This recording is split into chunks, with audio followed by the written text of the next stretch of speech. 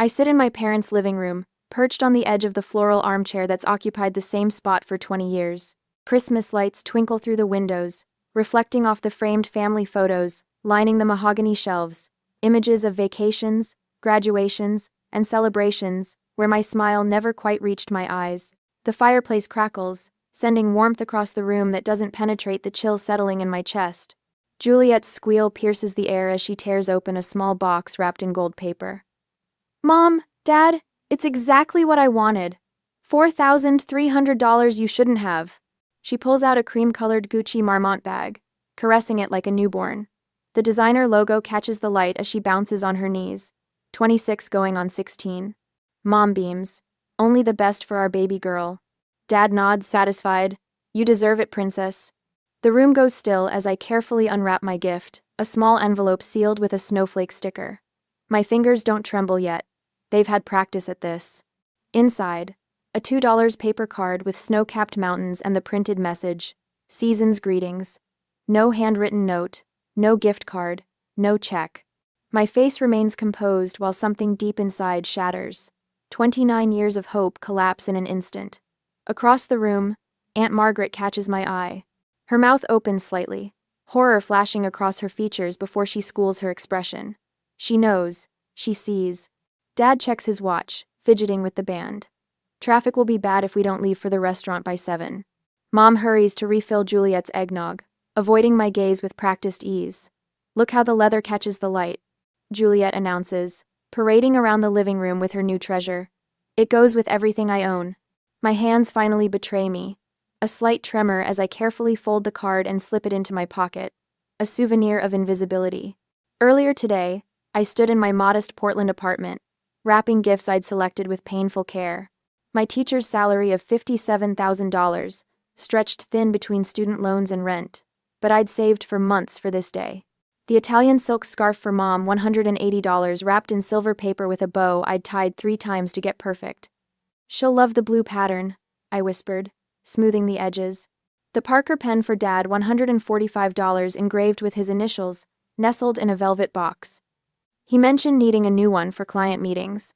The rare art book for Juliet, $120, wrapped with a handwritten note about the exhibit we'd promised to see together. A sister promise never kept. "Maybe this Christmas will finally be different," I told my reflection as I applied mascara, careful not to smudge. Hope, that stubborn weed, still blooming after decades of frost. Now I stand, smoothing my skirt as the family continues celebrating around me. Juliet snaps photos of her bag for Instagram. Dad pours another bourbon. Mom arranges cookies on a vintage platter. "I think I need some fresh air," I say, my voice steady despite the earthquake in my chest. No one looks up except Aunt Margaret, who crosses the room and touches my shoulder. Her fingers press firmly, a Morse code of understanding. "You're not wrong," she whispers. "You deserve so much more." I nod once, throat tight, and retrieve my coat from the hall closet. The wool scratches against my wrists as I button it methodically from bottom to top. No one notices as I walk out the front door, leaving dinner unfinished. The profound silence follows me down the porch steps, across the icy walkway, to my car dusted with fresh snow. The drive to Council Crest Park takes 12 minutes. I park facing the overlook, Portland's lights spread below like fallen stars. The city continues its Christmas Eve rhythms, oblivious to single-car vigils and broken traditions.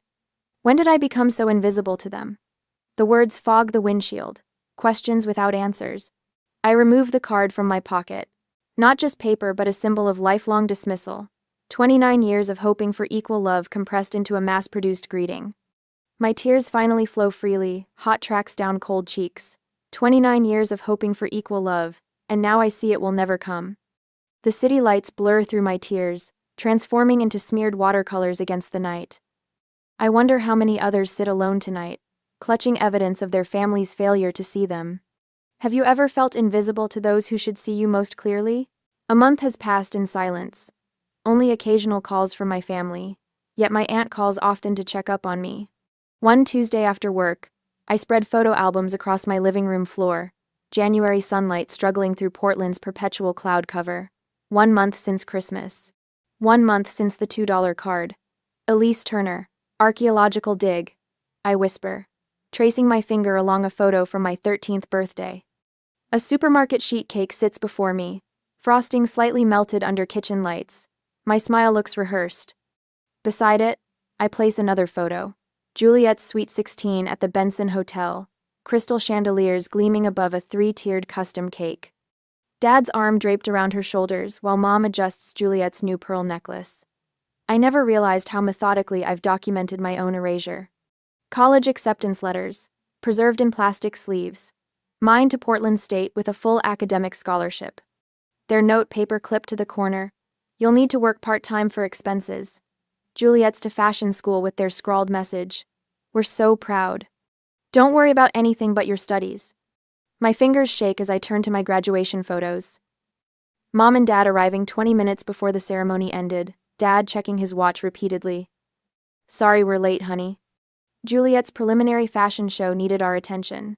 Mom had smoothed my collar, left lipstick on my cheek, and asked when I planned to start job hunting. The evidence surrounds me like archaeological artifacts of a civilization built on imbalance. I open my desk drawer and pull out a leather-bound ledger book. Inside, columns of numbers track years of self-sufficiency, student loan statements totaling $24,800, despite working 20 hours weekly at the campus bookstore for $12 an hour. An email printout from Dad. Sorry, we can't help with your apartment security deposit right now. Next to it, a newspaper clipping about Juliet's fashion school. Tuition, $38,000 per year, plus $20,000 for her essential study program in Milan. The figures burn in my vision like accusing neon signs. My current rent statement, $1,200 monthly for a 1-bedroom apartment with unreliable heating. Juliet's Instagram post about her new downtown luxury apartment. Blessed family support. Rent, $2,800. Fully funded. My phone buzzes. I ignore it, focusing instead on a stack of family birthday cards. Mom's handwriting across multiple years. Elise, I retrieve my journal from the nightstand and carefully place the card inside. Beneath it, I write in deliberate letters, the last time I'll beg for love. My phone buzzes again with a family group chat notification. I open settings and silence it. Done. Another text from Mom. Casual dinner Sunday? Your father's grilling steaks? I type, sorry, I have plans.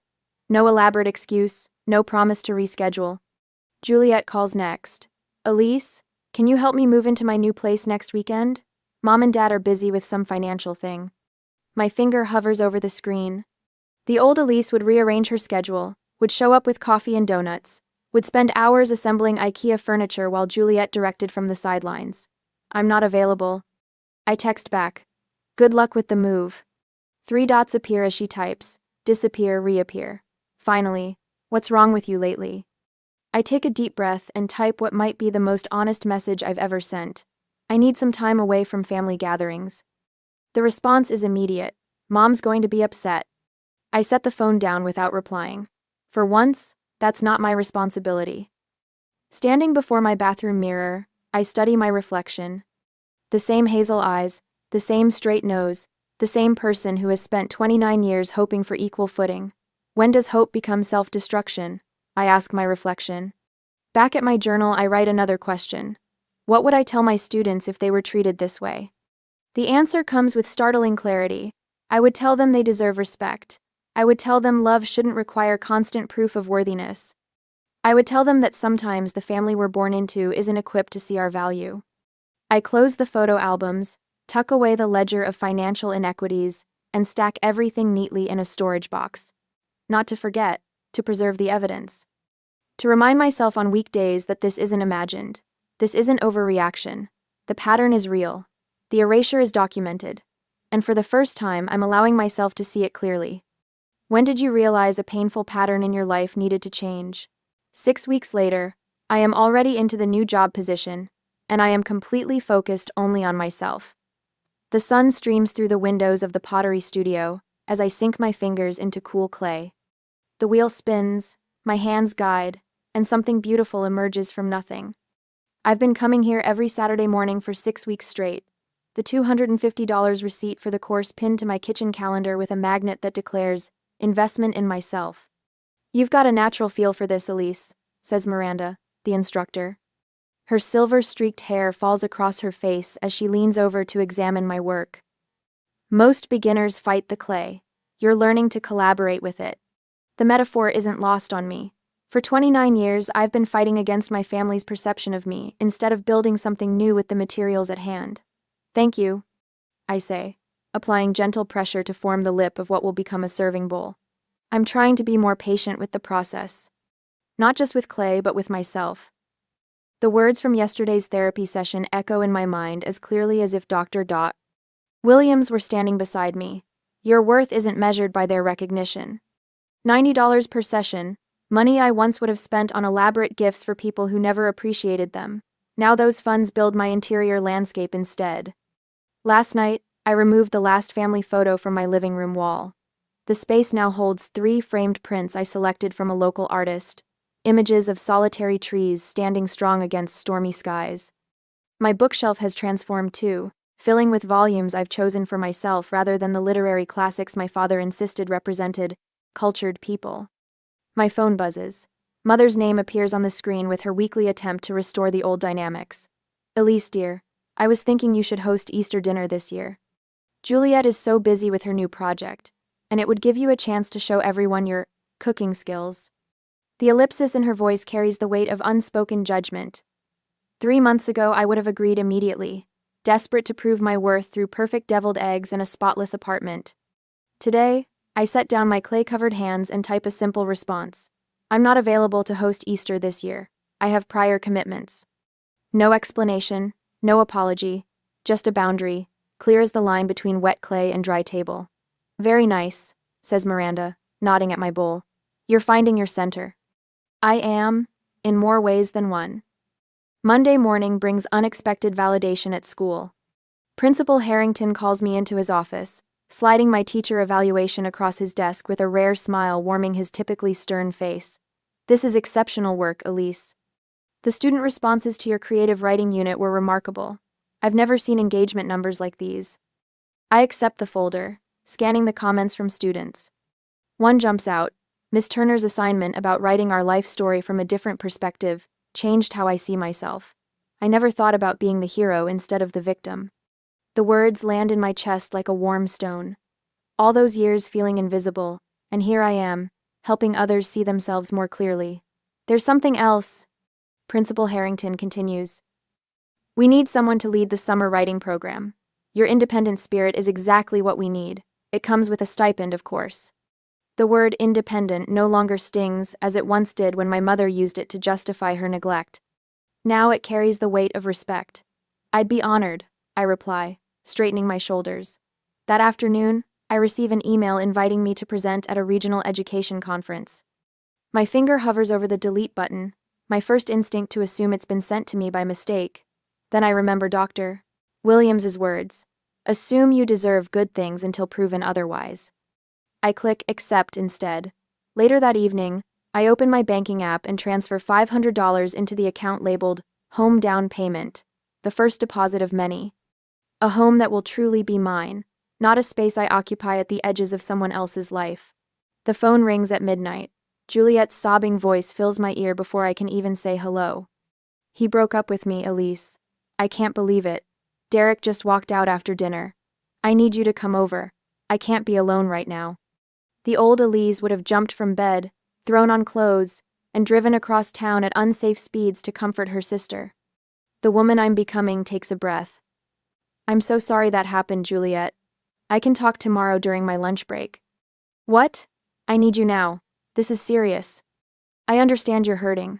I'm available at noon tomorrow. My time matters too. The shocked silence stretches between us, a new territory neither of us has mapped before. I guess I could wait until tomorrow. Juliet finally whispers. Then, something I've never heard from her before. I'm sorry, Elise. I didn't think about what time at Island. After we hang up, I lie awake, half expecting the follow-up call from Mother, outraged at my selfishness. It comes at 1:07 p.m., her angry voice filling my voicemail with familiar accusations. I delete it, without listening to the end. In weeks to come, my support network expands like ripples in still water. Robert, the history teacher whose classroom sits across from mine, stops by my desk after the final bell. I was wondering if you'd like to have dinner Friday, he says, his hands fidgeting with a paperclip. Just as friends, but I've always admired your dedication to your students. Aunt Margaret arrives for a weekend visit, unfolding grandmother's quilt across my bed with reverent hands. She always saw your light, Elise, even when others didn't, Margaret says, smoothing the faded fabric. She left this specifically for you, because she knew you'd appreciate its story. My pottery classmates organize a hiking trip to Mount Hood. My therapist notes how my posture has changed, opening like a flower turning toward sun. At a staff meeting, when the athletic director dismisses my suggestion about incorporating creative writing into physical education, my colleague Sandra speaks up. Elise has been saying this for years. The research supports her approach. The family group text pings with cousin Caleb's wedding announcement for June. Everyone responds with enthusiastic acceptance. I type simply, I'll attend, but I'll drive separately. Mother's private text arrives within minutes. Why are you being difficult? I consider a dozen responses before settling on truth without malice. Setting healthy boundaries isn't being difficult. In my calendar, I created the entry. Wedding, 2 hours maximum. Bring Robert? We've been dating for a while. The balcony garden I've started flourishes with herbs and native wildflowers. As evening light filters through the leaves, I sit with my journal open on my lap. The pages contain fewer questions now, more declarations. Today I write, growth requires both distance and nourishment. My fingers, still faintly stained with clay, trace the words. What seeds of self-respect are you ready to plant in your own life? The question rises unbidden as I watch a bee navigate between blossoms, purposeful in its journey. The answer blooms within me, stronger than any doubt could overwhelm, ones that will finally allow me to thrive. And in months to come I will finally show my family who I am. On the day of the wedding, 3 months later, I step out of Robert's car, smoothing the fabric of my sage green dress. The simple silk falls just below my knees, affordable elegance that took 3 months of careful budgeting. You look beautiful, Robert whispers, his hand finding the small of my back.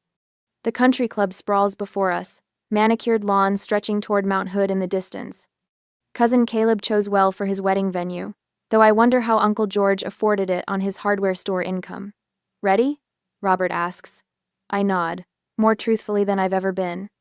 6 months of therapy and boundary setting have armored me for this family gathering. Juliet spots us immediately, waving frantically from the entrance. Her sequined cocktail dress catches the afternoon sunlight, sending prisms dancing across the pavement. Too formal for a garden wedding, but that's Juliet always one notch above appropriate. Elise, you actually came. She air kisses near my cheek, perfume clouding between us. And you brought a friend? Robert Thompson, he says, extending his hand. Elise's colleague. And more, I add firmly.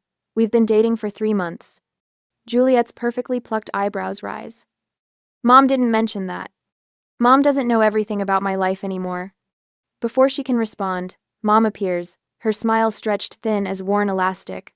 Her eyes dart between us, landing on my simple gold necklace, the dress, Robert's steady presence. Elise, darling. Her hug feels mechanical. Your apartment must be getting cramped with company these days. Have you thought about upgrading? The old familiar sting threatens, but I breathe through it. My apartment suits me perfectly. Dad approaches, tugging at his collar. The suit hangs looser than I remember. There's my independent girl, he says, patting my shoulder awkwardly. Your apartment must be getting too small for you now. Same script, different Turner. I simply smile. Aunt Margaret rescues me, swooping in with a genuine embrace. Look at you, she whispers, standing tall. She glances over her shoulder before adding, your parents are having financial troubles. Thomas's investments tanked. The ceremony passes in a blur of white tulle and promises. During the reception, I noticed details that would have escaped me before. Dad arguing with the photographer in harsh whispers about payment terms. Mom's handbag, not her usual Prada, but a well-worn leather clutch with a small scuff on the corner. And most telling, Juliet's panicked expression when the bartender returns her credit card, shaking his head. The garden behind the reception hall offers temporary escape. Roses climb trellises, their June blooms heavy with perfume. I breathe deeply, counting backward from 10 Dr. Williams's technique for processing surprise without reaction. Running away again? I turn to find Juliet, her mascara slightly smudged at the corners. Taking a moment, I correct her. The difference matters. She slumps onto a stone bench, unexpectedly graceless. You're different now. Yes. I realized how unfair everything was. The words tumble out, unpracticed. I'm sorry, Elise. I wait, years of experience teaching me that Juliet's apologies often come with conditions. They can't support me anymore. She continues, voice cracking. Dad's business is collapsing. The condo's being sold. My credit cards are maxed out. I sit beside her, maintaining careful inches between us. That sounds difficult. I never learned to stand on my own like you did. A tear tracks through her foundation. I don't know how to live on what I actually earn. The sunset paints the garden in amber light, turning Juliet's sequins into tiny flames. We sit in silence, the first comfortable quiet between us since childhood. Back inside, Dad corners me near the cake table. You've always been good with finances, he begins, voice unusually hesitant. Teachers have excellent retirement planning skills. I sip my champagne, waiting. We might need some advice. Family helping family, you know. Before I can respond, relatives swarm around us. Elise, heard you got department head. Uncle George booms. Always knew you'd be successful. Mom appears at my elbow. Elise was always our practical one, she says, her fingers nervously twisting her wedding band. So responsible. Across the room, Robert chats with his sister who drove up from Salem. She's the most respected teacher at her school. I overhear him say, pride warming his voice. Juliet approaches, subdued. Do you know about affordable apartments in Portland? Maybe with roommates? The irony isn't lost on me after years of invisibility. Suddenly everyone sees me, not for who I am, but for what I might provide. When Dad mentions temporary family assistance later, I maintain polite distance without cruelty. I'm not in a position to help financially. I tell him directly. My budget is carefully balanced with my own needs. To Juliet, I offer what she actually needs. Start with a budget and roommates. It's how I survived my first 3 years teaching. 2. Mom attempts guilt her specialty. We always supported you. Emotionally or financially? I ask quietly. Her silence answers more truthfully than words could. At 9, I find Robert by the bar. Ready to leave? I ask. The relief in his eyes mirrors my own. Whenever you are. We slip away during the bouquet toss, driving toward Cannon Beach rather than returning to Portland. The night air carries salt and freedom as we walk barefoot along the shoreline, shoes dangling from our fingers. You handled that beautifully, Robert says. I watch the moonlight ripple across the Pacific. Sometimes the greatest gift is seeing clearly. The waves crash and retreat, a rhythm older than family patterns. I wonder how many others have found strength in walking away from expectations that never served them, choosing instead the uncertain path of self-respect. The ocean doesn't answer, but somehow, I no longer need it to. A week after the wedding, I arrived at my parents' house exactly at 6, parking my Honda next to Dad's Lexus that now shows patches of rust around the wheel wells. 2 hours. That's all I've allocated for this important family discussion. My watch timer is already set. The front porch light flickers weakly as I approach. No Christmas wreath adorns the door this June evening, but the familiar weight of expectation hangs heavy in the spring air. I knock, instead of using my key. Mom answers, her smile too bright, her hug too tight. Elise, you look wonderful. That promotion agrees with you. I step into the living room, where the furniture seems oddly rearranged. The Italian leather sectional has vanished, replaced by a generic beige sofa. Family photos still line the walls, but the expensive crystal vase that normally dominates the coffee table is missing. Dad rises from his armchair, his shoulders slightly stooped. Punctual as always, Elise. I have a morning staff meeting tomorrow, I explain. I can stay until 8. Juliet sits in the corner armchair, her fingers twisting in her lap. She offers a small wave but remains unusually quiet. Mom bustles in with a tray of coffee cups. I made your favorite lemon cookies. Family needs to stick together during challenging times. Dad begins without preamble. He paces before the fireplace where no fire burns despite the evening chill. The Turner name has always stood for something in this community. Mom sits beside me, her hand reaching for mine. We've always been so proud of you, Elise. Your independence, your determination, that teaching award. You've never needed much from us. My skin prickles with familiar recognition. The script hasn't changed, just the circumstances. I sip my coffee and wait.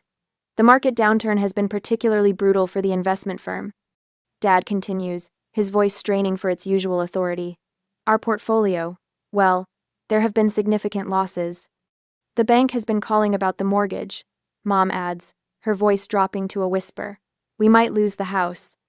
Dad clears his throat. Juliet's lease renewal is coming up next month. That downtown apartment complex raised the rates again. Mom squeezes my hand. We noticed your school district announced that new department head position, the one with the substantial raise. The pieces click into place with perfect clarity. I set my coffee cup down carefully on the table. We're just wondering if you might temporarily help with Juliet's expenses. Dad says, the word temporarily, stretching thin between us, just until things stabilize. Family helping family, Mom adds, her smile wobbling. You've always been our rock. The room falls silent. Juliet studies her expensive manicure, shame coloring her cheeks. I need to say something that's long overdue. My voice sounds steadier than I feel. I reach into my purse and withdraw the Christmas card, now slightly worn at the edges from the months I've carried it. I place it on the coffee table. This was the moment I finally saw the truth. Dad glances at the card dismissively. A Christmas card? Really, Elise, we're discussing serious financial matters here. This isn't about money. I trace the paper mountain scene with my finger. This is about 29 years of messages that I matter less. Juliet's sweet 16 at the Benson Hotel while my 13th birthday was celebrated with a grocery store cake. My college scholarship with your note that I should work part-time, while you fully funded Juliet's fashion school and her semester in Italy. Mom's face drains of color. We never meant. I don't believe you did it consciously, I continue. But it happened consistently. Every birthday, every Christmas, every milestone. That's ridiculous. Dad's face flushes with indignation. We gave you everything you needed. But never what she wanted, Juliet says suddenly. All eyes turn to her. She's right. We've always treated her as less important. I've watched it my whole life and benefited from it. Dad's mouth opens, then closes. The foundation of family mythology cracks visibly before my eyes. This isn't about punishing anyone, I say. But if we want a relationship moving forward, it starts with respect and equality. So you won't help your sister? Mom's tears spill freely now, genuine rather than strategic. I'm not saying that. I'm saying I won't be the family's financial solution while the pattern continues. I won't fund Juliet's luxury apartment when I've struggled to afford my own place. I won't contribute to a dynamic where I give everything and receive nothing. After all we've done for you. Dad's voice rises sharply, revealing his true expectations. This is how you repay us? I'm offering something better than money. I reply, my voice level. I'm offering honesty. I'm offering the chance for a relationship built on mutual respect rather than obligation. She doesn't owe us, Juliet says quietly. None of this is her responsibility. The silence that follows feels like the first honest moment we've shared in decades. I stand, smoothing my skirt. I need acknowledgement of what's happened. I need my boundaries respected. I'm willing to help Juliet find an affordable apartment, create a budget, apply for jobs, but I won't sacrifice my financial security or self-respect. Mom's shoulders shake with silent sobs. Dad stares out the window, his back rigid with pride. Think about what I've said. I gather my purse. I'll let myself out. The night air feels cleansing as I walk to my car. Stars pierce the darkness overhead, witnesses to a truth finally spoken. I realize, starting the engine, that the truth doesn't need to be harsh to be powerful. It simply needs to be spoken. What truth have you needed to speak, even when others weren't ready to hear it? I unlock the door to my new Portland condo, the key sliding into place with a satisfying click. 1 year after that Christmas revelation, my life stands transformed not by what others gave me, but by what I finally gave myself permission to matter. Last box, Robert announces, setting a cardboard container labeled books on the bamboo floor I selected myself. His steady presence these past months has become a comfort I never knew I needed. Not rescue, but partnership. I trace my fingers along the framed house key mounted on the entryway wall.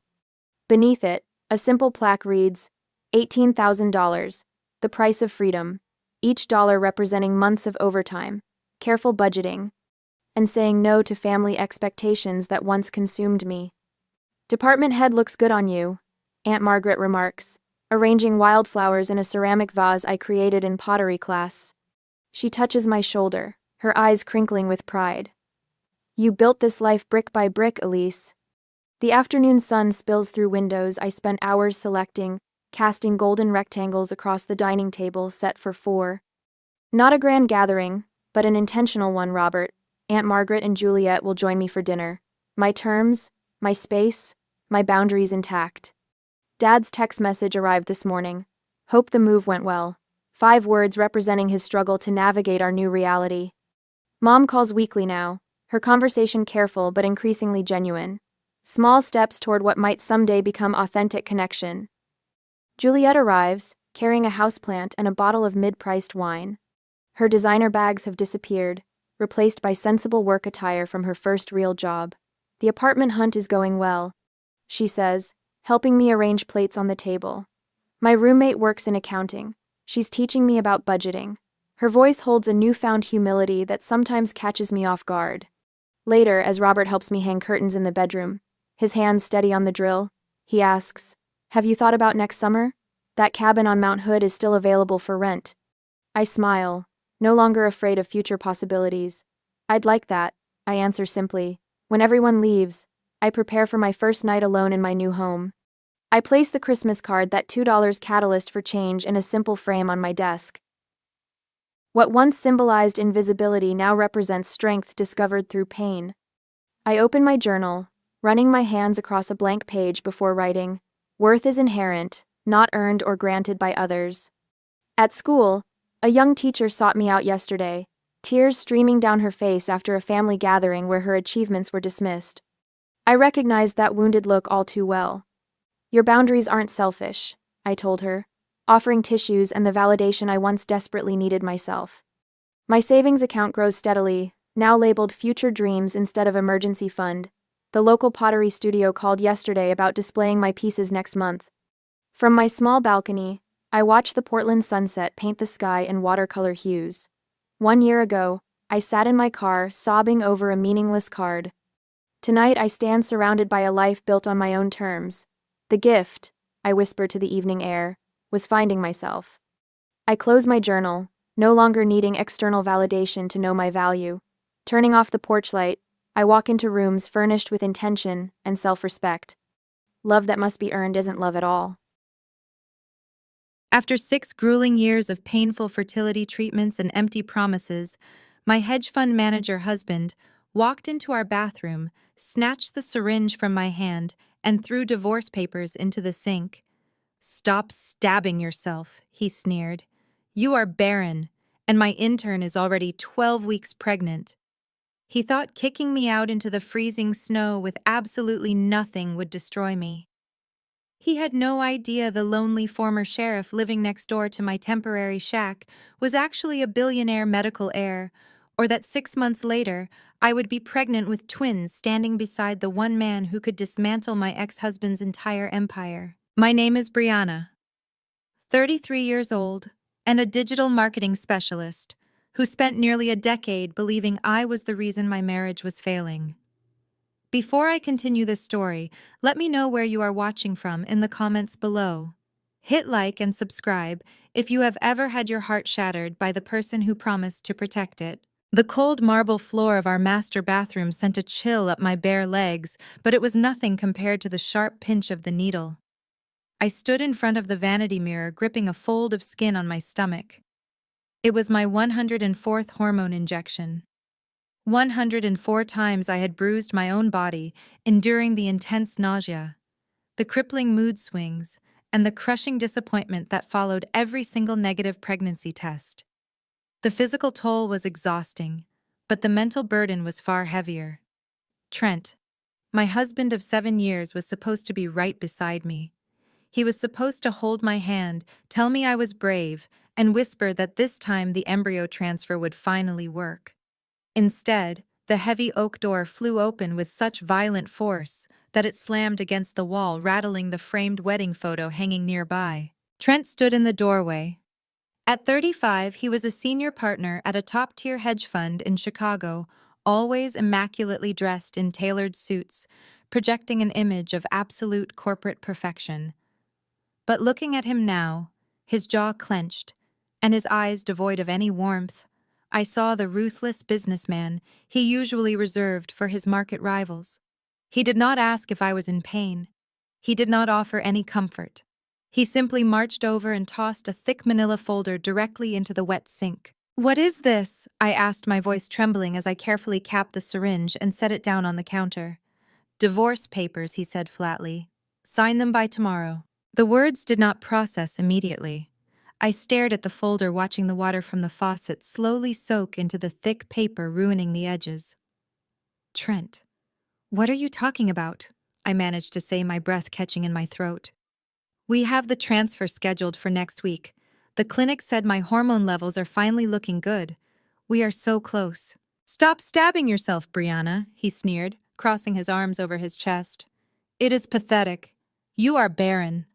The clinic is just taking our money, and I am completely done pretending that your broken body is ever going to give me a child." His words sliced through me like a physical blade. For 6 years, I had blamed myself. I had absorbed the passive-aggressive comments from his mother, Barbara, who always made sure to remind me at Thanksgiving dinners that Trent needed an heir for his legacy. I had pushed through the grueling schedule of my remote marketing job while managing endless doctor appointments, all while Trent traveled for client meetings and expensive golf tournaments, claiming he was building our future. I endured the invasive procedures and the judgment because I believed we were a team fighting a shared battle. "I am not giving up." I choked out tears, finally spilling over my cheeks and dripping onto my robe. "We promised each other through sickness and health." "You promised me. I am not giving up either," Trent replied, adjusting his expensive watch with terrifying calm. "I am just giving up on you. Lexi is 12 weeks pregnant. We just heard the heartbeat this morning." Lexi. The name dropped into the room like a bomb. She was the 23-year-old intern he had hired 6 months ago. The girl who was barely out of college, who giggled at all of his unfunny jokes at the company Christmas party. The girl I had actually felt sorry for because she seemed so young and overwhelmed by the aggressive corporate world Trent operated in. My knees buckled slightly, and I grabbed the edge of the vanity to keep from collapsing to the floor. "You slept with your intern?" I asked, my voice rising in disbelief. While I was pumping my body full of drugs and crying myself to sleep over our failed cycles, you were sleeping with a college girl. "She is not just my intern anymore," Trent said, taking a step backward out of the bathroom. "She is the mother of my child, a real woman who can actually give me what I want. Now get dressed. You have exactly 2 hours to pack your things and get out of my house. Your house." I cried out, anger finally piercing through the shock. "We bought this house together. I helped pay the mortgage for the first 3 years before you made partner. My parents' trust bought this house." He corrected me with a cruel, satisfied smile. "Read the papers in the sink, Brianna. You signed a post-nuptial agreement 3 years ago when my firm went public. You have absolutely no claim to this property or my current assets." He turned his back on me and walked down the hallway without a single backward glance. My chest heaved as I gasped for air, a full-blown panic attack taking over my body. The elegant bathroom walls felt like they were closing in on me. I stumbled out of the bathroom, clutching my robe tightly around my waist, desperate to make sense of the nightmare unfolding around me. I staggered down the sweeping staircase, intending to demand that Trent call his lawyer and explain this sudden, terrifying madness. But as I reached the bottom step and looked into our formal living room, the breath was knocked out of me entirely. Lexi was there. She was not crying. She was not apologizing for destroying my marriage. She was standing next to the coffee table, humming a cheerful pop song, and with a casual, practiced motion, she was sweeping my expensive designer jewelry, my anniversary gifts, my grandmother's pearl necklace, and my diamond tennis bracelet directly into her oversized leather designer purse. When she heard my bare feet on the hardwood floor, she did not flinch or look guilty. She simply looked up, zipped her purse shut with a loud click, and gave me a slow, triumphant smirk. I stared at the heavy leather purse slung over her shoulder, the exact designer bag I had saved up for months to buy myself as a promotion gift 2 years ago. The sheer audacity of her standing in my living room, stealing my hard-earned belongings while carrying the child I had bled and suffered to conceive, left me entirely paralyzed. Lexi brushed a strand of perfectly highlighted blonde hair behind her ear and let out a soft, condescending laugh. "Do not look so shocked, Brianna," she said, her voice dripping with artificial sweetness. "Trent told me you never wear any of this stuff anyway. You are always too busy working in your ugly sweatpants. I figured these pieces deserve to be worn by someone who actually goes out and lives in the real world." Before I could form the words to demand my grandmother's vintage pearl necklace back from her greedy hands, Trent strode into the room carrying a stack of flattened cardboard moving boxes. He dropped them onto the expensive Persian rug with a dull, heavy thud. "You have 1 hour and 45 minutes left," he announced, tapping the face of his silver Rolex. "I suggest you stop glaring at Lexi and start packing your things. The security system codes are being electronically changed at noon. If you are not out of this house by then, I will have the neighborhood private patrol physically escort you off the premises." My chest tightened so painfully I thought my ribs might actually splinter. "Trent, you cannot do this to me," I pleaded, my voice breaking as the reality of the situation crashed over me. "It is freezing outside. A massive blizzard is supposed to hit the city this afternoon. Where am I supposed to go?" "That is no longer my problem," he replied without a shred of human empathy. "You should have thought about building a financial backup plan instead of obsessing over getting pregnant and wasting my money on useless medical procedures. Now go pack. Do not make me call security early." I stumbled up the sweeping mahogany staircase, my vision blurred with hot, stinging tears. The physical pain of the morning's hormone injection suddenly throbbed in my lower abdomen, a cruel and agonizing reminder of the child I was trying to give him while he was busy creating one with an intern. I dragged 2 large suitcases from the back of the walk-in closet and began throwing my clothes into them indiscriminately. Sweaters, jeans, whatever my hands could grab.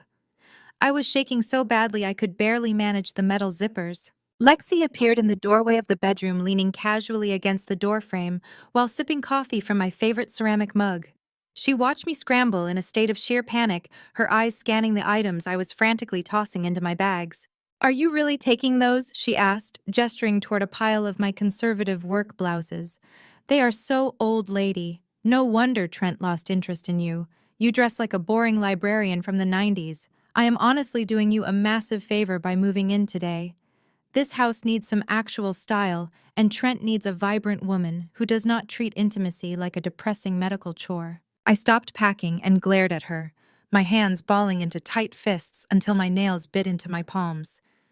"Get out of my room," I demanded, my voice dropping to a dangerously low register.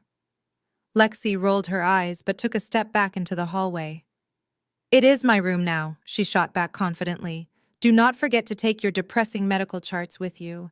I do not want those negative barren vibes anywhere near my baby." I shoved the last of my basic necessities into the second suitcase, zipping it shut with a violent tug.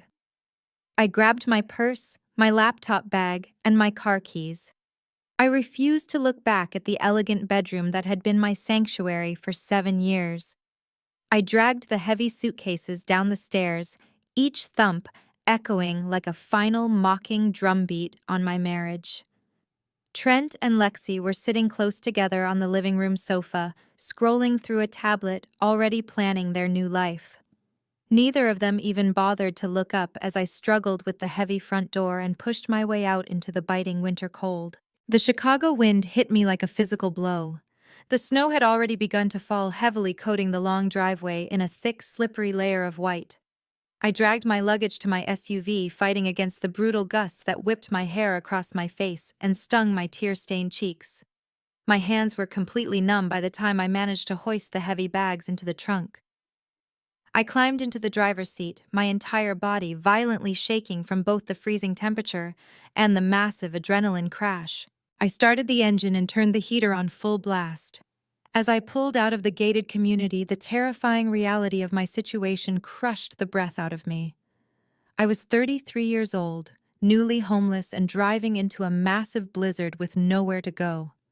My parents lived in Florida, and most of my friends were tied to Trent through his high society corporate circles, If I called them, word would get back to Trent immediately.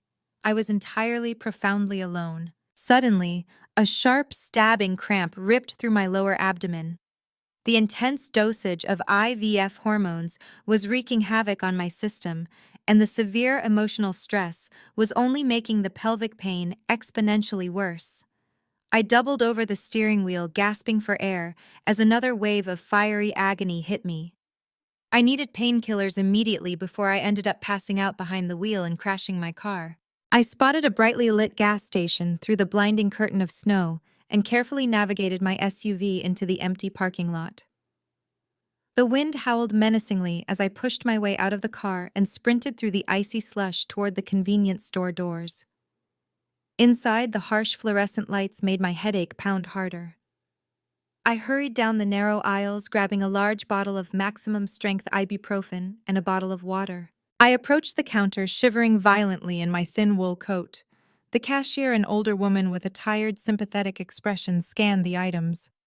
"That will be $12.50, she said. I reached into my purse and pulled out my primary credit card, a premium joint account card Trent and I shared. I handed it to her, desperate to get back to the warmth of my car and swallow the pills to stop the blinding pain. She swiped the card through the terminal. The machine beeped an angry, discordant tone. "Declined," she stated, looking at the small digital screen. "That is impossible," I said, my heart rate spiking rapidly. "Please try it again. The chip can be temperamental in the cold." She inserted the chip. The machine beeped again. "Still declined, honey. Do you have another card?" Panic began to claw at my throat, suffocating me. I dug frantically into my wallet and pulled out my personal debit card tied to the checking account where my digital marketing salary was directly deposited every 2 weeks. I handed it over with a trembling hand. The cashier swiped it. Beep, declined. My blood ran ice cold, colder than the blizzard outside. No, there has to be a mistake with your machine. I have money in that account. I just got paid yesterday." I pulled out my phone and quickly logged into my mobile banking app. My fingers were shaking so badly I could barely type my password. The screen loaded and my breath stopped completely. Checking account balance $0. Savings account balance $0. Joint credit card status, account closed. I scrolled down to the transaction history, my eyes widening in pure horror. Exactly 1 hour ago, while I was upstairs crying and packing my suitcases, Trent had executed a series of massive wire transfers. He had completely drained every single account that had my name on it, transferring the funds into an offshore holding account I could not access. He had even taken my direct deposit, stripping away the money I had earned through my own hard work. "I am sorry, miss," the cashier said, her voice softening with pity as she watched the devastation wash over my pale face. "The terminal says the accounts are frozen. If you cannot pay, I have to put these back." I stared at the bottle of painkillers on the counter, the physical agony in my abdomen flaring up again as if mocking my utter helplessness. I looked out the glass doors at the brutal snowstorm raging outside, the wind violently shaking the gas station signs. I had no money, no home, no husband, and no way to even buy a simple bottle of water to swallow a pill. Trent had not just evicted me. He had financially erased me. I stood frozen in the harsh fluorescent light, utterly penniless and completely broken in the middle of the unforgiving snow. After 6 grueling years of painful fertility treatments and empty promises, my hedge fund manager husband walked into our bathroom, snatched the syringe from my hand, and threw divorce papers into the sink. "Stop stabbing yourself," he sneered. "You are barren, and my intern is already 12 weeks pregnant." He thought kicking me out into the freezing snow with absolutely nothing would destroy me. He had no idea the lonely former sheriff living next door to my temporary shack was actually a billionaire medical heir, or that 6 months later, I would be pregnant with twins, standing beside the one man who could dismantle my ex-husband's entire empire. My name is Brianna, 33 years old, and a digital marketing specialist who spent nearly a decade believing I was the reason my marriage was failing. Before I continue this story, let me know where you are watching from in the comments below. Hit like and subscribe if you have ever had your heart shattered by the person who promised to protect it. The cold marble floor of our master bathroom sent a chill up my bare legs, but it was nothing compared to the sharp pinch of the needle. I stood in front of the vanity mirror, gripping a fold of skin on my stomach. It was my 104th hormone injection. 104 times I had bruised my own body, enduring the intense nausea, the crippling mood swings, and the crushing disappointment that followed every single negative pregnancy test. The physical toll was exhausting, but the mental burden was far heavier. Trent, my husband of 7 years, was supposed to be right beside me.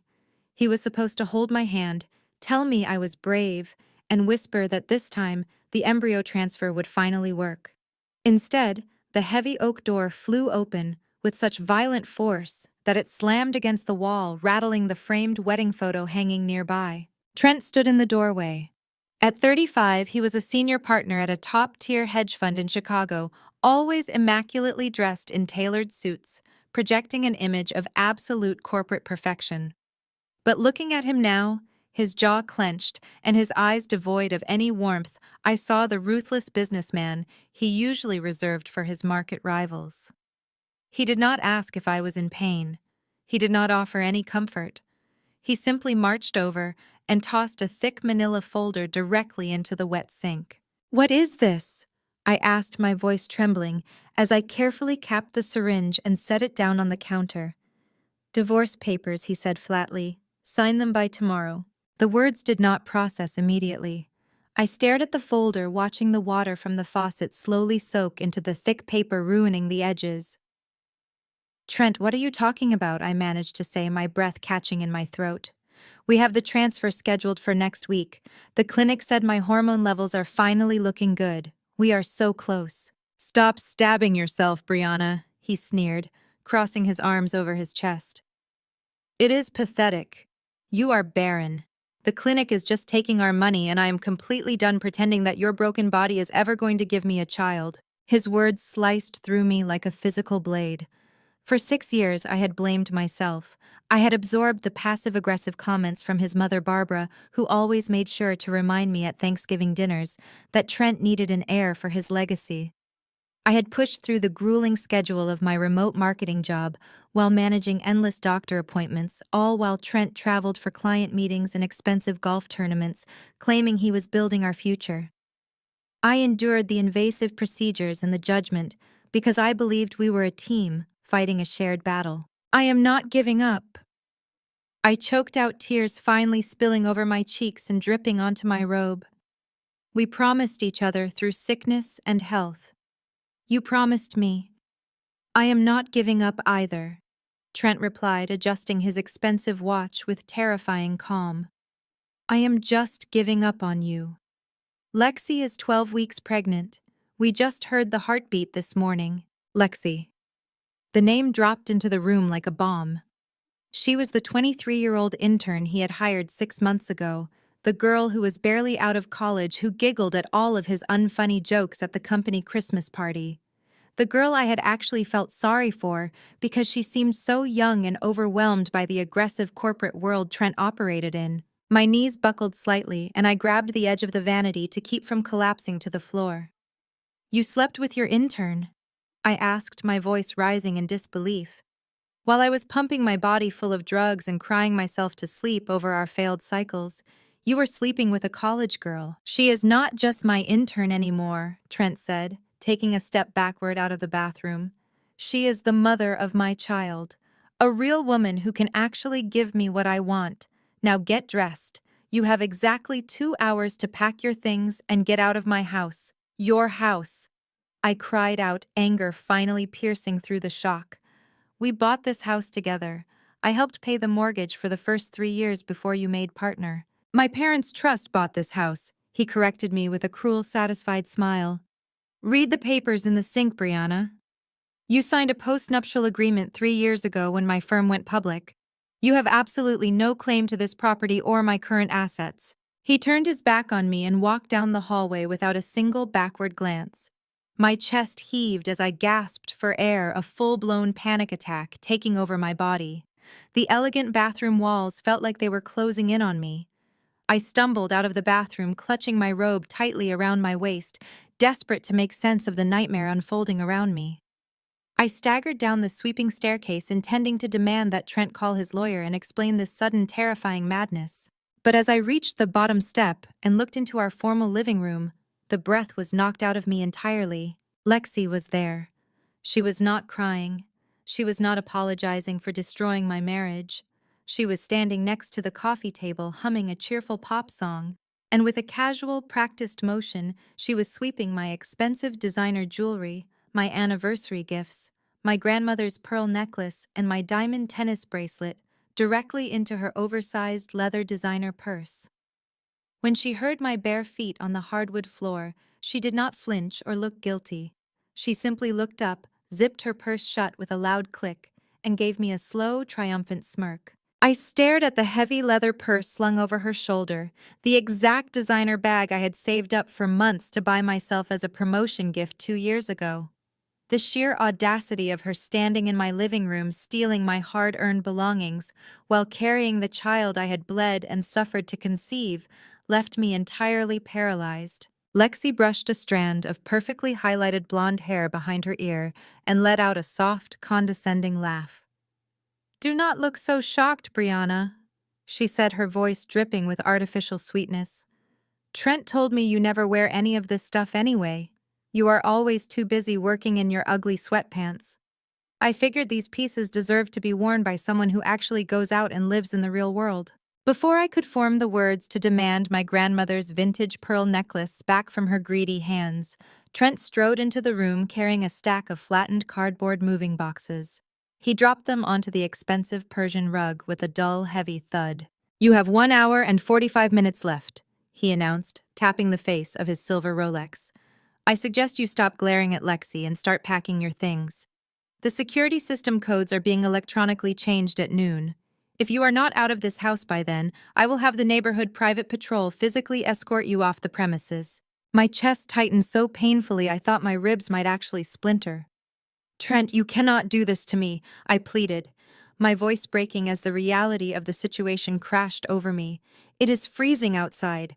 A massive blizzard is supposed to hit the city this afternoon. Where am I supposed to go?" "That is no longer my problem," he replied without a shred of human empathy. "You should have thought about building a financial backup plan, instead of obsessing over getting pregnant and wasting my money on useless medical procedures. Now go pack. Do not make me call security early."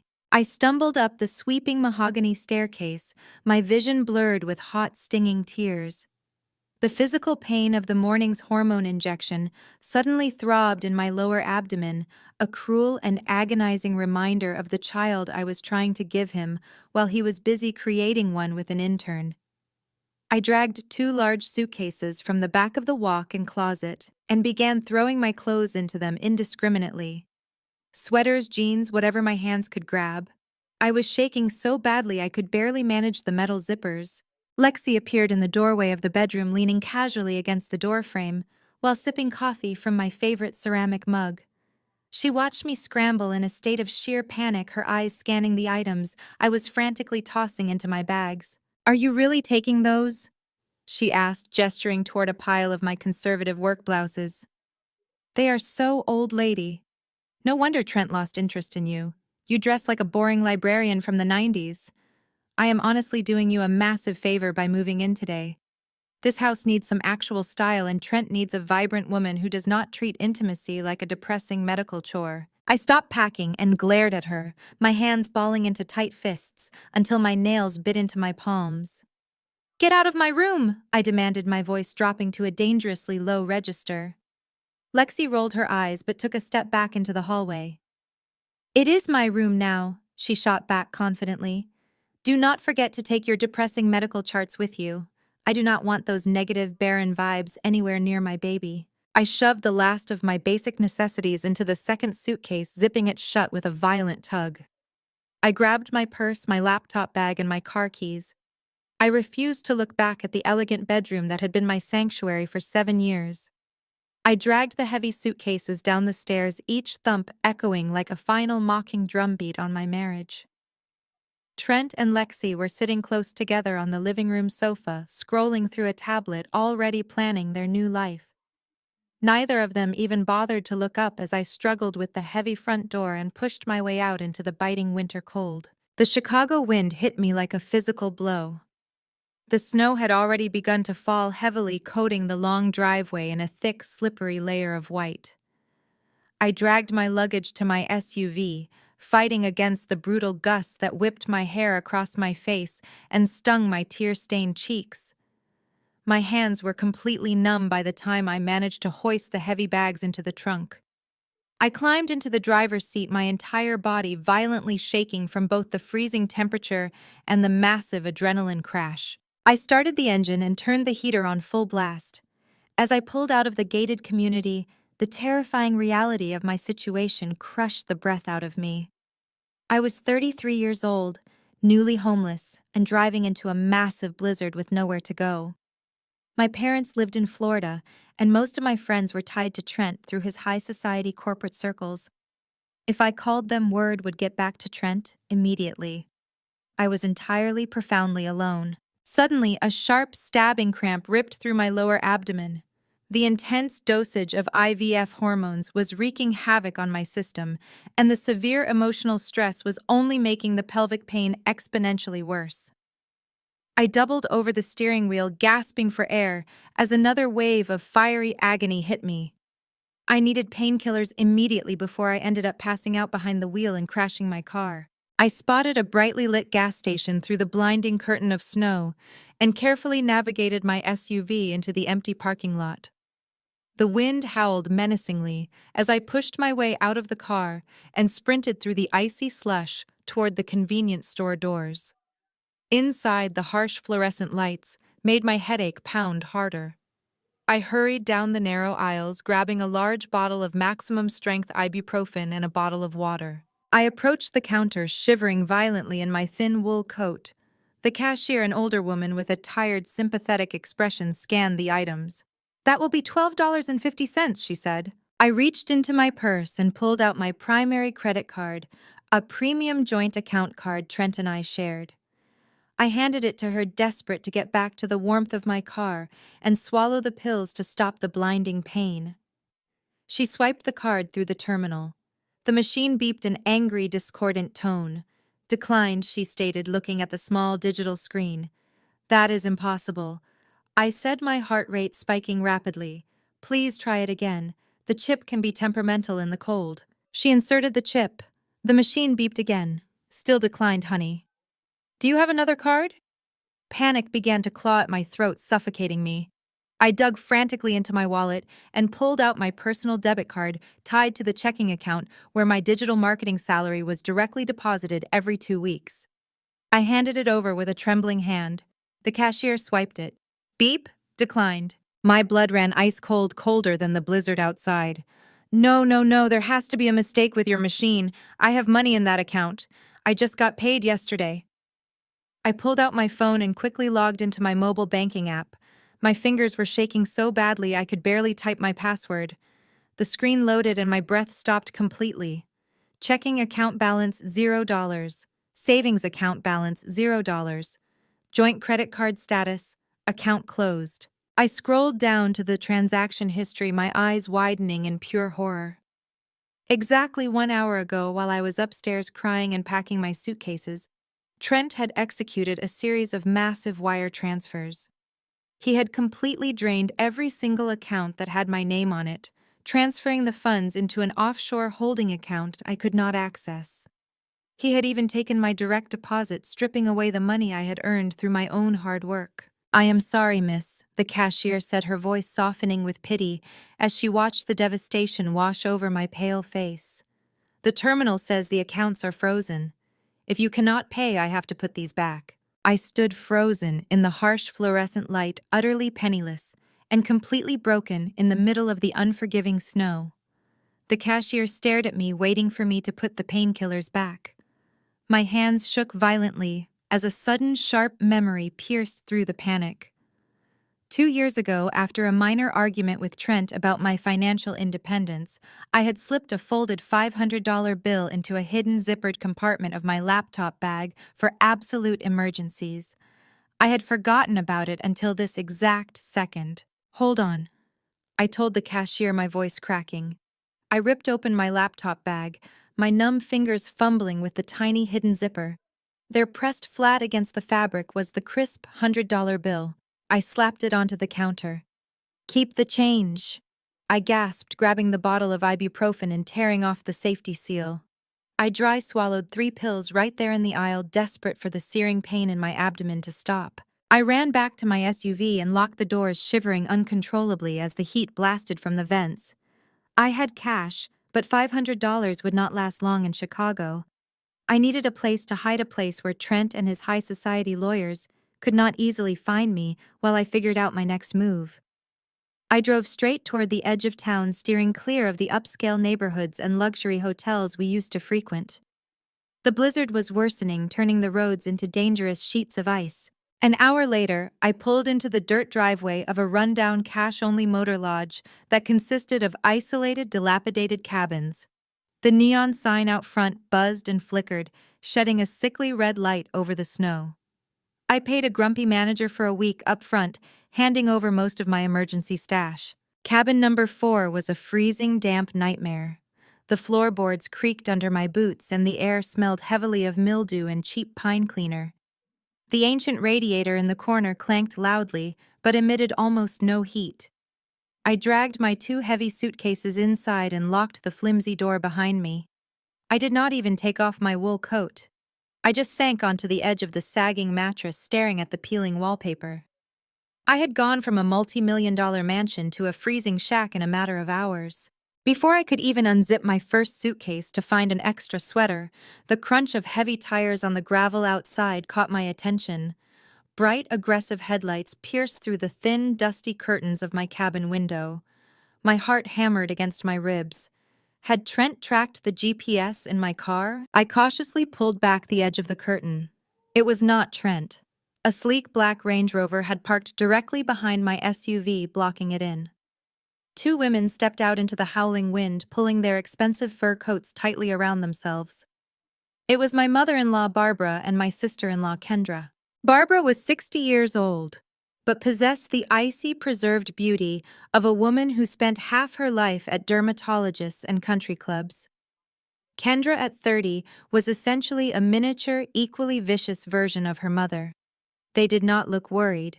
They looked purposeful. I opened the cabin door just as Barbara marched up the rotting wooden steps, her designer boots clicking sharply against the ice. "Barbara," I asked, confusion momentarily overriding my anger. "How did you know I was here?" "Trent tracks the vehicle, mileage and location through his corporate account." "Brianna," Barbara said, her voice dripping with absolute disdain as she looked me up and down. "We did not come to check on your well-being, so wipe that pathetic, hopeful look off your face. Hand over the keys." I stared at her, the freezing wind whipping my hair across my face. "What are you talking about?" "Talking." The SUV, Kendra chimed in, stepping up beside her mother with a smug, satisfied grin. "Trent put the down payment on it through his hedge fund. Legally, it belongs to his company. He sent us to retrieve it before you try to sell it, or completely trash it. Hand over the keys, Brianna." "You cannot be serious," I protested, my voice trembling with a mix of cold and raw fury. "He just threw me out into a blizzard. He froze all my bank accounts. That car is the only thing keeping me from freezing to death on the streets, and you want to take it away." Barbara stepped closer, her perfectly manicured finger pointing directly at my chest. "Do not you dare play the victim here. I told Trent 7 years ago that marrying you was a mistake. You brought absolutely nothing to this family. For 6 years, we watched my son waste his hard-earned wealth on your endless, useless medical treatments. You are a toxic weed, Brianna. You attached yourself to my son and choked the life out of his future, holding him back from real fatherhood." The cruelty of her words took my breath away. "You know how hard I tried," I whispered, tears freezing on my cheeks. "You know the physical hell I put my body through for him. And it was all for nothing." Barbara spat back, her eyes gleaming with malice. Lexi is giving this family a true heir. She is young, she is healthy, and she is actually capable of providing what Trent deserves. You are just a broken, barren woman who refused to accept reality. Now give me the keys before I call the police and report the vehicle stolen. Kendra laughed a sharp, mocking sound. Come on, Brianna, just give up. You lost. Lexi is already redecorating the nursery. You do not belong in our world anymore. Go back to whatever lower-class life you crawled out of. The fight drained out of me. The physical pain from the hormone crash, the freezing temperature, and the sheer emotional devastation left me entirely hollow. My hands were completely numb as I reached into my coat pocket, pulled out the heavy set of car keys, and dropped them into Barbara's waiting gloved palm. Smart girl, Barbara sneered. Do not ever contact my son again. They turned their backs on me, their expensive boots navigating the icy steps with practiced grace. They climbed into my SUV, and the Range Rover, the engines roaring to life in the quiet, frozen night. I stood in the doorway of the freezing cabin, watching the bright red taillights of my only lifeline fade into the relentless, swirling blizzard. The exhaust fumes lingered in the air for a brief second before the wind snatched away. I tried to take a step back into the cabin, but my legs finally gave out. The betrayal was too heavy to carry. My vision tunneled, the edges turning dark, as the freezing cold seeped directly into my bones. I collapsed hard onto the frozen wooden planks of the porch, the rough ice scraping my cheek as I fell entirely at the mercy of the brutal winter storm. My cheek rested against the rough, freezing wood of the cabin porch. The bitter ice bit into my skin, but I was too weak to push myself up. My body was shutting down, the adrenaline finally giving way to the crushing reality of the physical and emotional trauma I had endured over the last few hours. I lay there in the swirling snow, listening to the idling engines of my stolen SUV and the Range Rover, waiting for the sound of tires crunching on gravel to signal that Barbara and Kendra had finally left me to die in the cold. But the engines did not fade. Instead, I heard the distinct sound of a car door opening and closing, followed by footsteps. These were not the sharp, arrogant clicks of Barbara's designer heels. These footsteps were heavy, urgent, and moving directly toward my shivering body. I forced my eyes open, my eyelashes heavy with frozen tears. Through the blinding curtain of snow, a tall figure loomed over me. It was Dion. At 34, Dion was a brilliant architect, a man of quiet dignity, and unfortunately Kendra's husband. Since the day he married into Trent's family, Dion had always been the silent observer at their lavish, toxic family dinners. He was an African-American man who had built his own successful firm from the ground up, standing in stark contrast to Trent's inherited privilege. He had always treated me with a quiet, respectful kindness, often exchanging knowing glances with me across the dining table whenever Barbara launched into one of her elitist tirades. Dion dropped to one knee beside me, his broad shoulders blocking the worst of the biting wind. He glanced nervously over his shoulder toward the idling vehicles. Through the thick snowfall, I could vaguely see Barbara and Kendra inside the warm cabin of the Range Rover, completely distracted as they argued over the navigation system. Dion pulled off his thick leather glove. His warm, steady hand grabbed my freezing, trembling fingers. Before I could even attempt to speak, he shoved a thick, heavy envelope deep into the pocket of my wool coat. I am so sorry, Brianna, Dion whispered, his deep voice thick with absolute disgust. They forced me to come along to drive the SUV back to the city. Kendra told me they were just picking up some paperwork.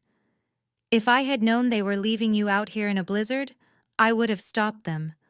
I swear to you, I would have stopped them. My lips were blue and trembling so violently that I could not form a single word. I just stared up at him, my vision blurring. Listen to me very carefully. Dion continued, his grip on my hand tightening with urgent intensity. I do not play their dirty games. I refuse to be complicit in this evil. That envelope in your pocket contains $50,000 in untraceable cash. My eyes widened in shock. $50,000? Trent gave it to me 3 months ago, Dion explained rapidly, keeping his voice low to compete with the howling wind. He told me to lock it in my home safe. He said he was sheltering some liquid assets from the hedge fund for a rainy day, but I know exactly what he was doing.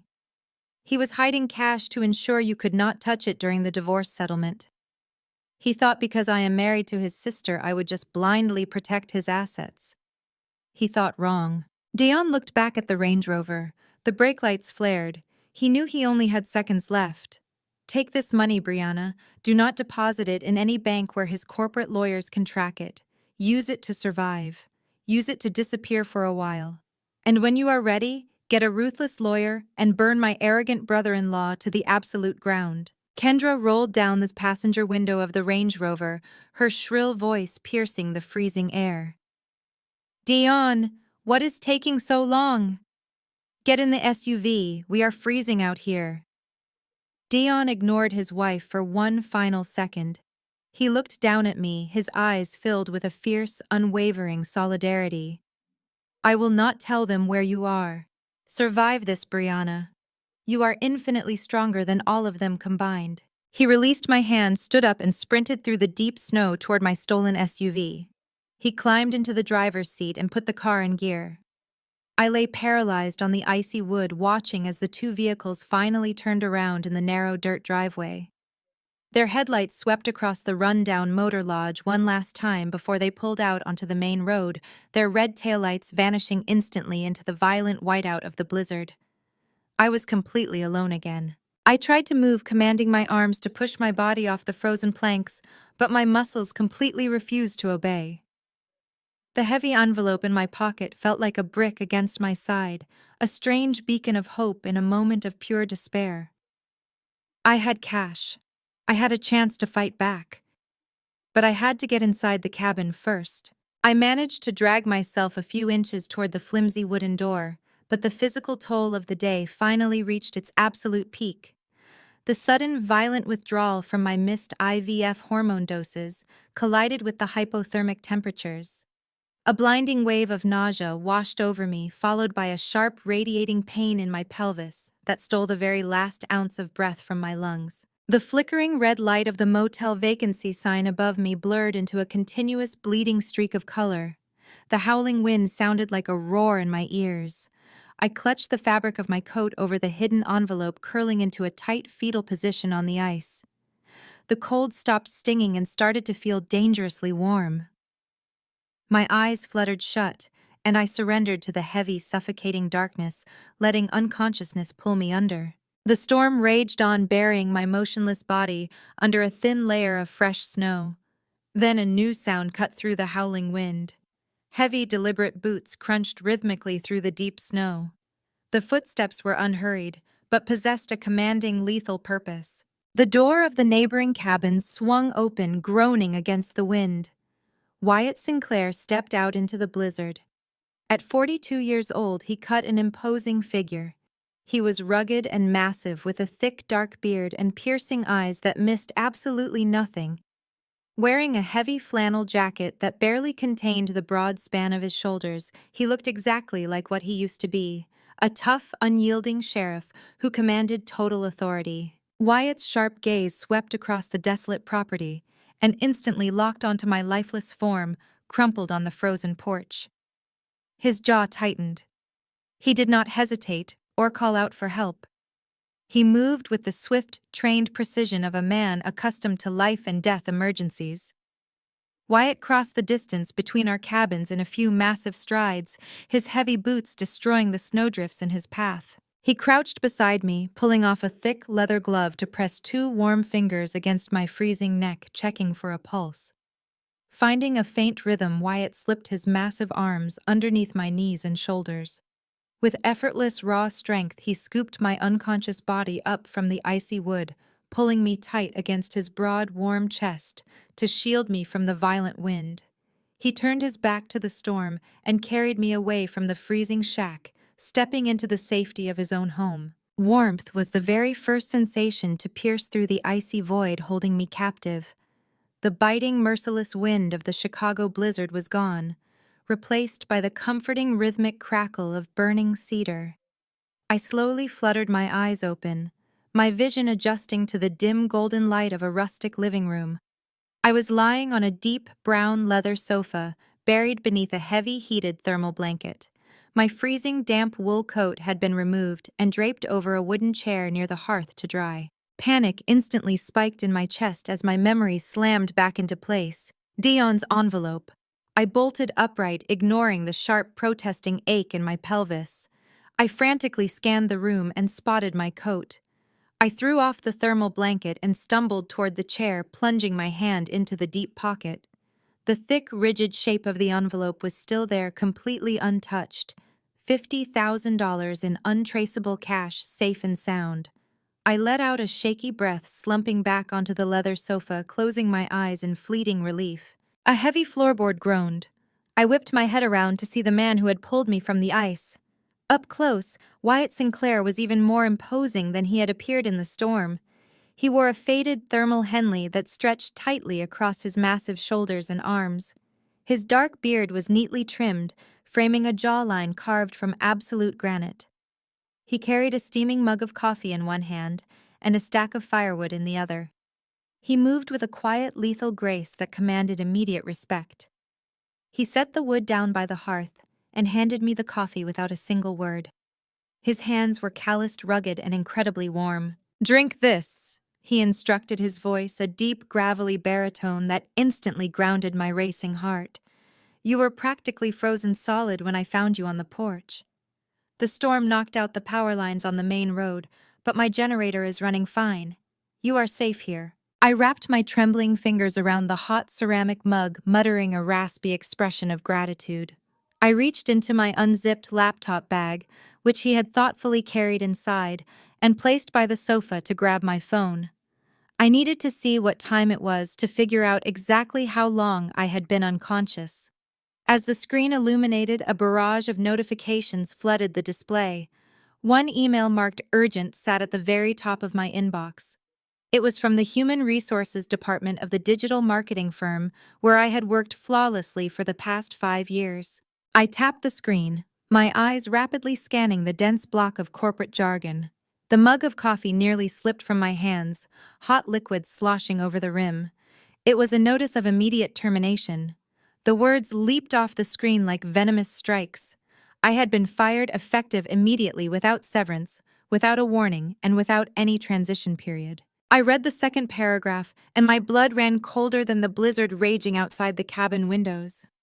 Trent had not just evicted me and drained my bank accounts. He had financially and professionally slaughtered me. The email stated that my firm had suffered a catastrophic breach of confidential client data. The leak had specifically targeted the marketing portfolios of the firm's wealthiest corporate investors. Trent had weaponized his powerful status as a senior hedge fund manager. He had contacted the executive board of my agency, directly threatening to pull his fund's massive accounts and orchestrate a full-scale corporate boycott across the city unless the supposed source of the leak was immediately terminated and blacklisted from the industry. He provided fabricated digital footprints and manipulated IP logs pointing directly to my secure company login. He framed me. He knew my marketing salary was the only legitimate income I had left to fight him in divorce court, and he used his unchecked corporate power to obliterate my professional reputation in a matter of minutes.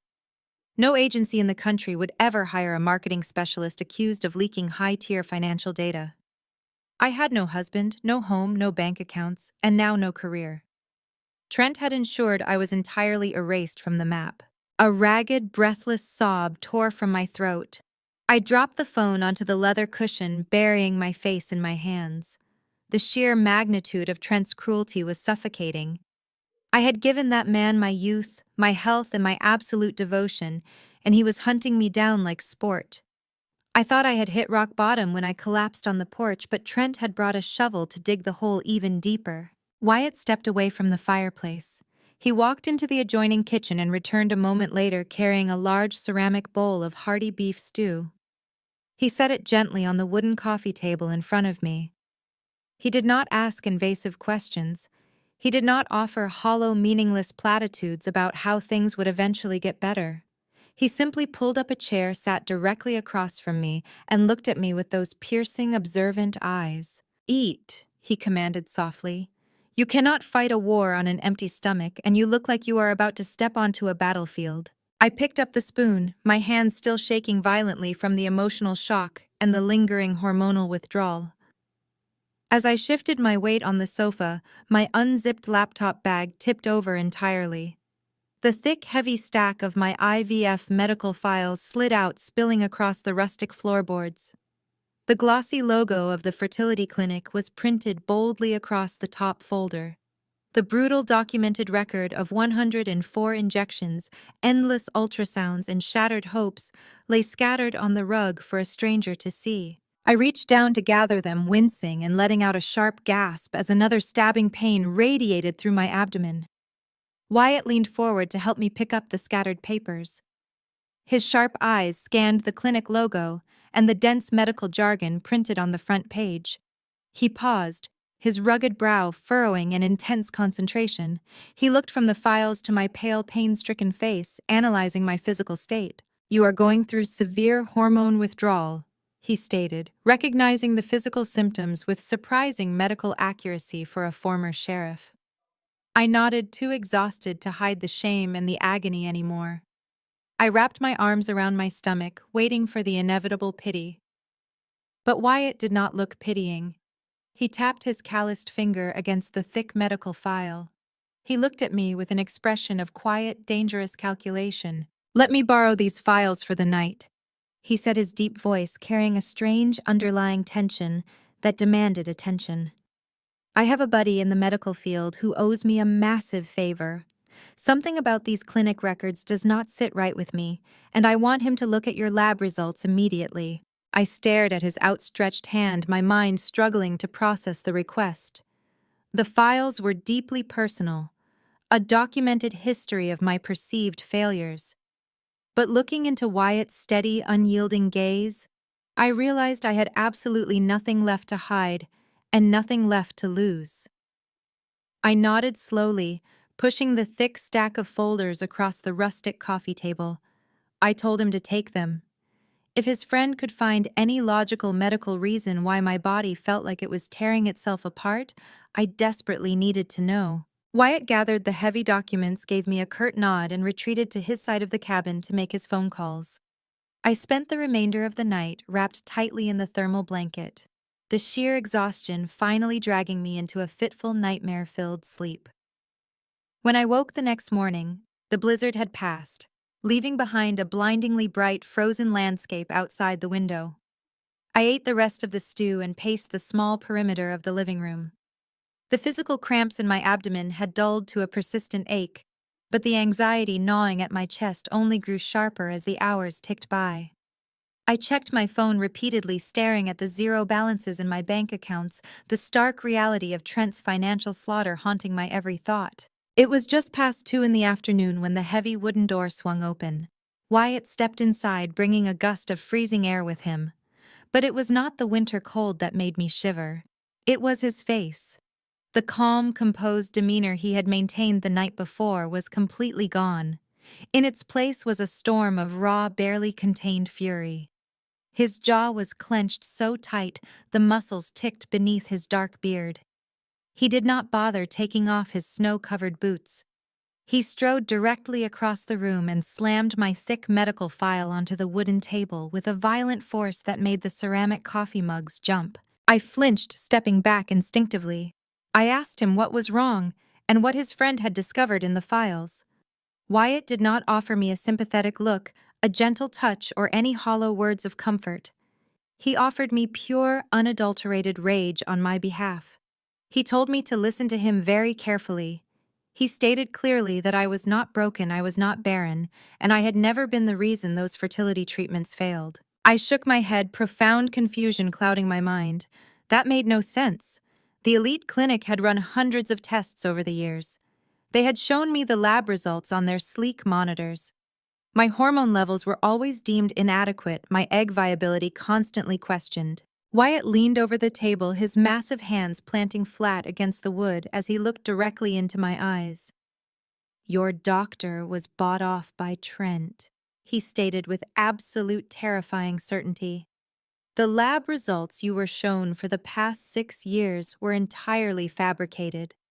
My contact dug into the clinic's encrypted server logs early this morning to verify the raw data. Your biological markers are perfect. You are perfectly healthy and fully capable of having children. The air vanished from my lungs. I reached out, gripping the back of the leather armchair just to keep myself upright. If I was healthy, then why did the transfers never work? Why did we spend 6 years doing this? Because Trent is 100% sterile due to a surgical complication at age 20.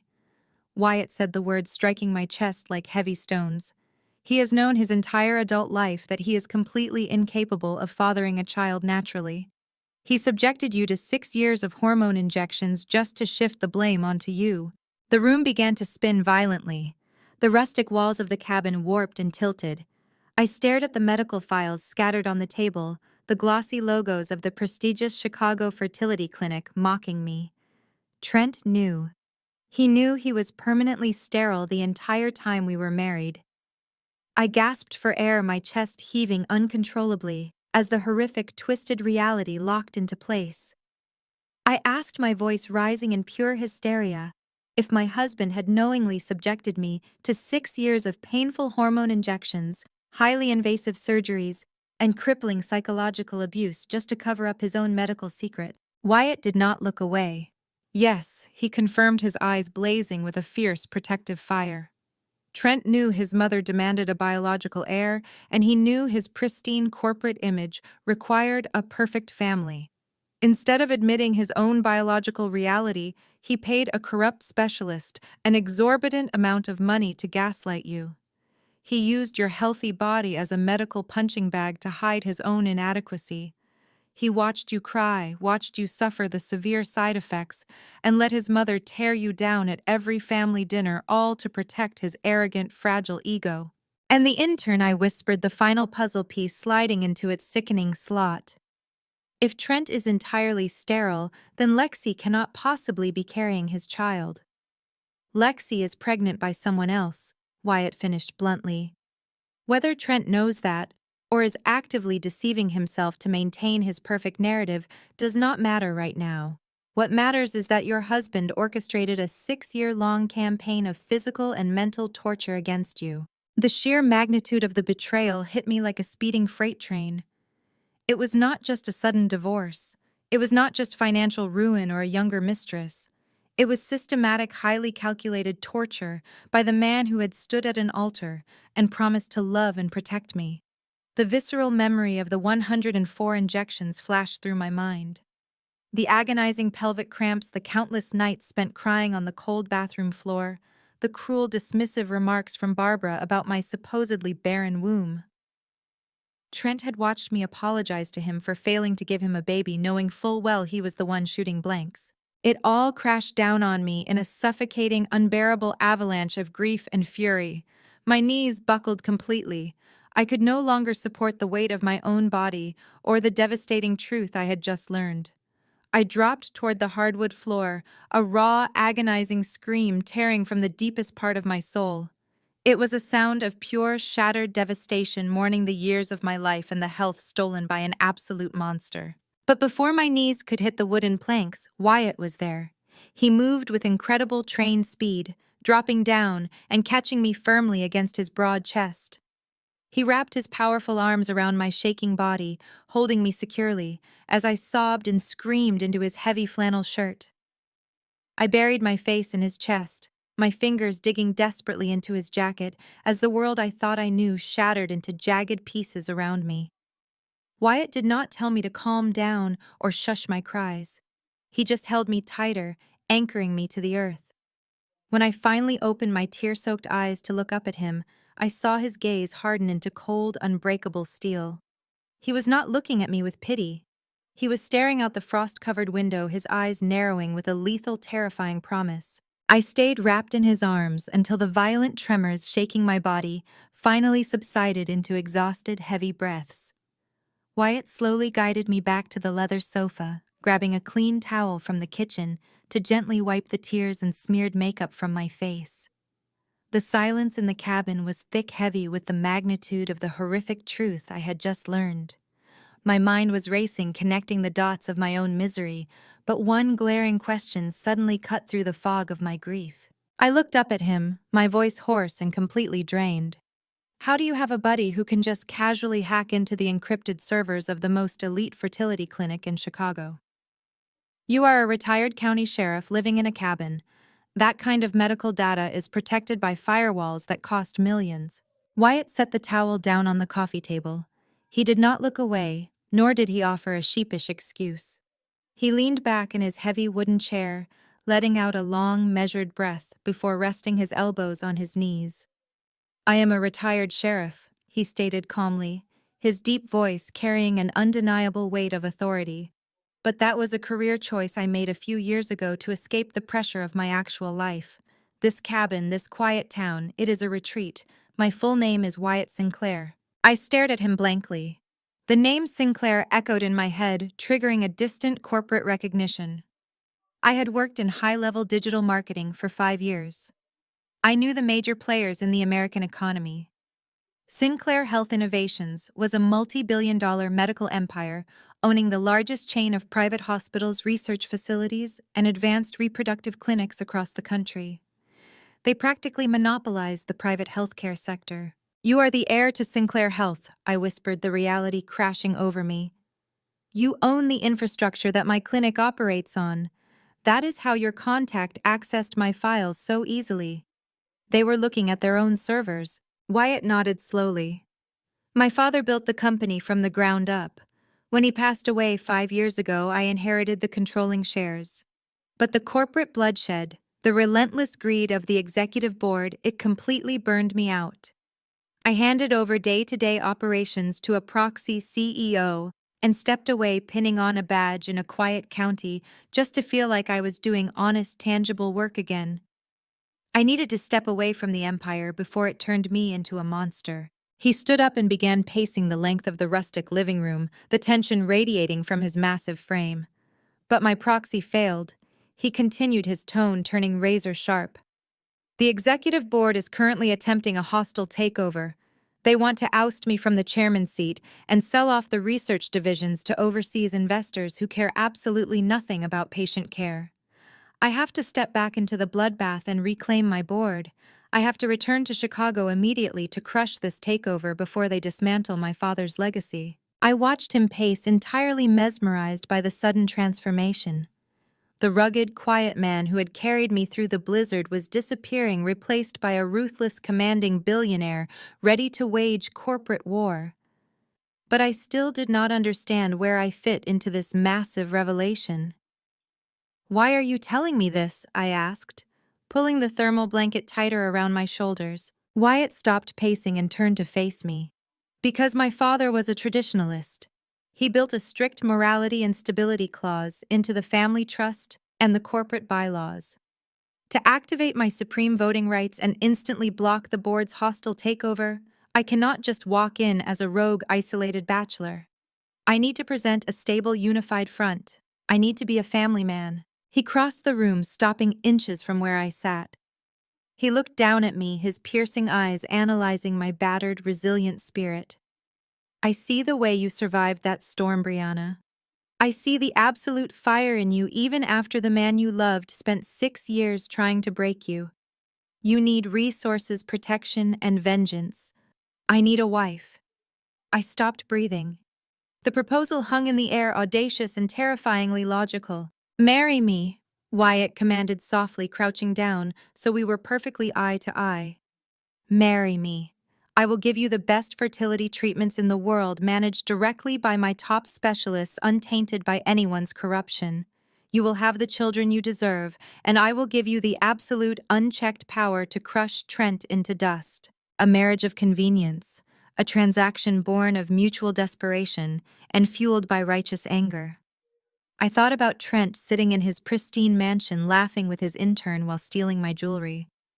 I thought about the 104 painful injections I had endured for a man who was biologically incapable of giving me a family. Wyatt was offering me the exact weapons I needed to destroy the man who had erased my life. More importantly, he was offering me the very thing Trent had used to torture me. He was offering me a child. I looked into Wyatt's steady, unyielding eyes and nodded. Yes. 48 hours later, the blizzard had cleared, leaving the roads icy but passable. I wore a simple black dress I had packed in my frantic eviction, and Wyatt wore a sharply tailored charcoal suit that instantly broadcast his immense wealth and power. We drove to the county courthouse in his heavy-duty truck, walking past the metal detectors and into the sterile magistrate's office. We signed the marriage license with quick, efficient strokes of a pen. No flowers, no vows, no audience, just a binding legal contract forged in the fires of retribution. The magistrate stamped the document, and just like that, I was Brianna Sinclair. Wyatt placed a warm, heavy hand on the small of my back as we stepped out through the heavy glass doors of the courthouse. The biting winter air hit my face, but for the first time in days, I did not feel cold. I felt invincible. Before we could descend the concrete steps, my cheap burner phone, the one Dion had insisted I buy with the hidden cash, began to vibrate wildly in my coat pocket. I pulled it out and frowned at the screen. Somehow Trent had tracked down my new number. I answered the call, keeping my expression perfectly neutral. "Well, look who finally picked up!" Trent sneered through the speaker, his voice dripping with unbearable arrogance. "Enjoying the slums, Brianna. I am just calling to give you a heads up. My lawyers are filing a massive lawsuit against you this afternoon. Since you clearly hid your barren medical status from me for 6 years, I am officially suing you for fraud. I am reclaiming every single dime I spent on your useless IVF treatments. See you in court, you pathetic liar." The line went dead. I slowly lowered the phone from my ear, staring at the blank screen. I did not cry. I did not shake. I looked up at my new billionaire husband, a slow, icy smile spreading across my lips. I laughed, a loud, sharp sound that echoed across the concrete steps of the county courthouse, cutting through the biting winter air. It was not a laugh of hysteria or panic, but of pure, unadulterated amusement. Wyatt looked down at me, his dark eyebrows raising in a silent question as he unlocked his heavy-duty truck. "Trent is suing me for fraud," I told him, sliding into the heated passenger seat. "He wants to reclaim every single dime he spent on the IVF treatments because he claims I deliberately hid my barren medical status from him." The absolute audacity of that man trying to use the legal system to punish me for a biological failure that belongs entirely to him is almost poetic. Wyatt shut his door, the heavy thud sealing us inside the warm cabin of the truck. "Let him try," Wyatt said, shifting the vehicle into gear with a smooth, practiced motion. "By the time his corporate lawyers finish drafting that ridiculous lawsuit, he will not even have the funds to pay their retainer. But right now, we have much more important things to focus on. We have an appointment." We drove away from the rural, snow-covered town and headed straight into the towering steel and glass heart of downtown Chicago. Wyatt pulled up to a massive, gleaming skyscraper that looked more like the headquarters of a global tech conglomerate than a medical facility. The polished chrome letters above the grand entrance read Sinclair Elite Clinic. This was the crown jewel of his family's medical empire, a facility catering exclusively to the highest echelon of society. As we walked through the sweeping automatic doors, the stark contrast between this ultra-luxury facility and the corrupt, sterile clinic Trent had forced me to use was staggering.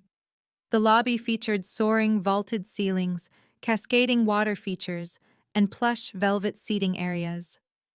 But what struck me the most was the immediate, palpable shift in the atmosphere the second Wyatt stepped over the threshold.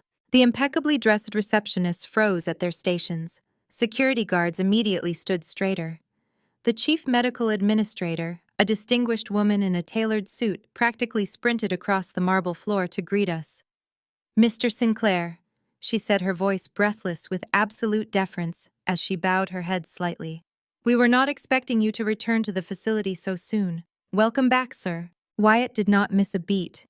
He placed a heavy protective hand on the small of my back and guided me forward. "This is my wife, Brianna Sinclair," he commanded, his deep voice, leaving no room for hesitation or questions. "She requires our absolute best care, effectively, immediately. Clear Dr. Gallagher's schedule for the rest of the afternoon and prepare the penthouse consultation suite." The administrator scrambled to obey, ushering us into a private, gold-paneled elevator that shot straight to the top floor. Within minutes, I was sitting in a sunlit, luxurious medical suite that felt like a five-star hotel room. Dr. Gallagher, the head of reproductive medicine, and a fiercely loyal ally to Wyatt's late father, entered the room with my hacked medical files already in hand. Dr. Gallagher was thorough and blunt. He confirmed every horrifying detail Wyatt had discovered. Trent's corrupt specialist had been pumping my body full of aggressive, completely unnecessary synthetic hormones, specifically designed to mimic the physical symptoms of a failing reproductive cycle. They had intentionally suppressed my natural biology to maintain the illusion that I was the problem. "Your body is remarkably resilient, Brianna," Dr. Gallagher said, offering me a reassuring smile.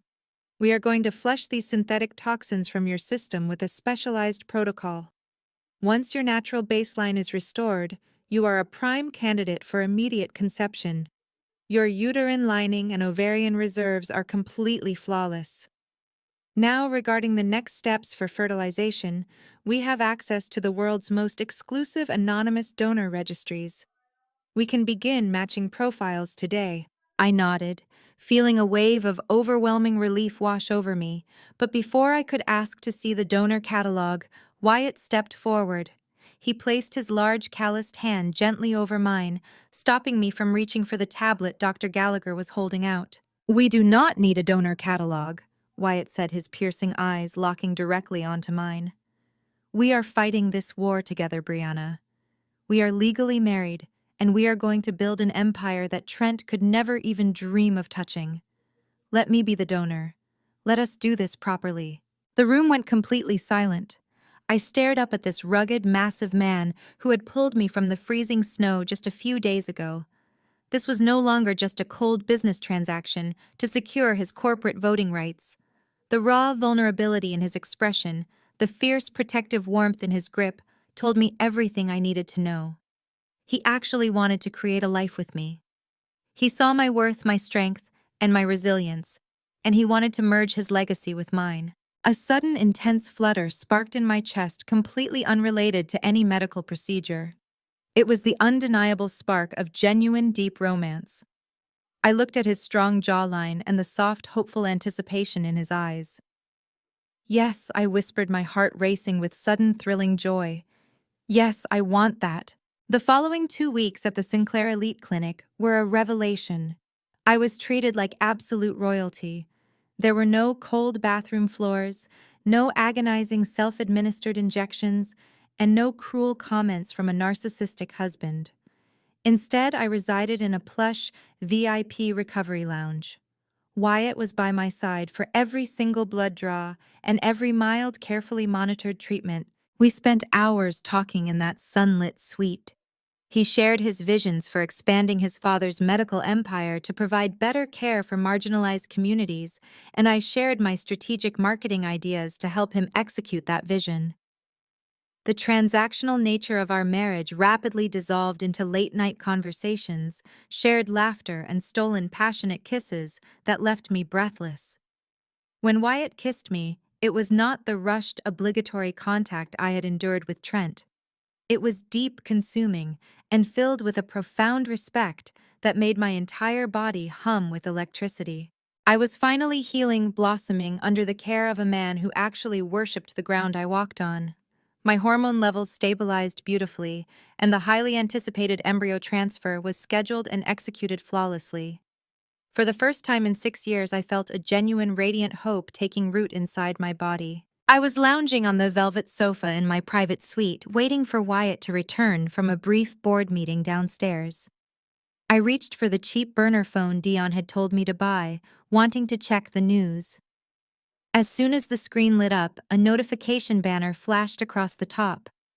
I had created a dummy social media account to keep tabs on Trent's public movements, and the algorithm had just pushed a new post to my feed. It was from Lexi's public profile. I tapped the notification, and a brightly filtered photograph filled my screen. Lexi was lying on a medical bed in what looked like a gaudy faux luxury ultrasound clinic. She was holding up a long strip of black and white sonogram pictures, her face painted with a smug, victorious grin. Trent was leaning over her, kissing her cheek, looking every bit the proud, expectant father. I stared at the caption printed in bold letters beneath the photo. Thanks for making room for a real woman. Boy mom upgraded. I stared at the caption printed in bold letters beneath the photo. Thanks for making room for a real woman.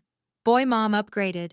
A month ago, those cruel words would have completely shattered me.